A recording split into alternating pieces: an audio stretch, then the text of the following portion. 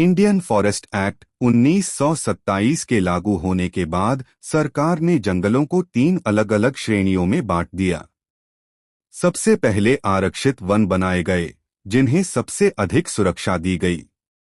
इन वनों में बिना अनुमति प्रवेश करना, लकड़ी काटना, शिकार करना या जंगल में आग लगाना पूरी तरह अपराध घोषित कर दिया गया।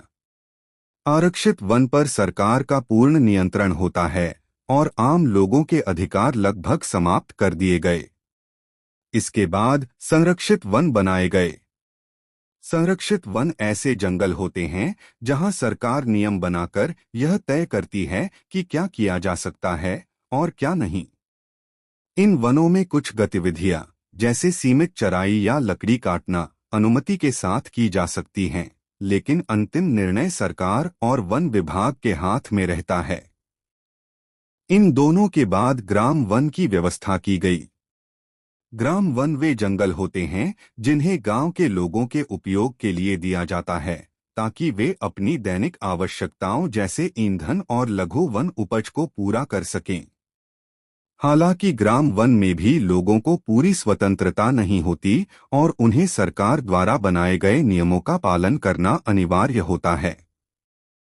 इस प्रकार आरक्षित वन सबसे सख्त नियंत्रण वाले, संरक्षित वन नियमों के अधीन और ग्राम वन गांव के उपयोग के लिए होते हैं, लेकिन तीनों ही वनों पर अंतिम नियंत्रण सरकार का ही रहता है। आरक्षित वन धारा 3 से धारा 27, खासकर धारा 26। ग्राम वन धारा 28, संरक्षित वन धारा 29 से 34, खासकर धारा 33। इंडियन फॉरेस्ट एक्ट 1927 की धारा 3 से 27। आरक्षित वन से संबंधित प्रावधान। धारा 3, आरक्षित वन घोषित करने की अधिसूचना। जब सरकार किसी वन को आरक्षित वन घोषित करना चाहती है तो वह सबसे पहले राजपत्र गजेट में अधिसूचना जारी करती है।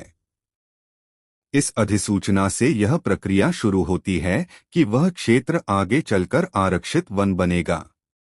धारा 4, वन बंदोबस्त अधिकारी की नियुक्ति। सरकार एक वन बंदोबस्त अधिकारी नियुक्त करती है। यह अधिकारी यह जांच करता है कि उस वन क्षेत्र में लोगों के कौन कौन से अधिकार हैं। धारा 5, अधिकारों पर अस्थायी रोक। धारा 4 की अधिसूचना के बाद कोई भी व्यक्ति नए अधिकार का दावा नहीं कर सकता, यानी नए सिरे से चराई, लकड़ी काटना आदि शुरू नहीं किए जा सकते।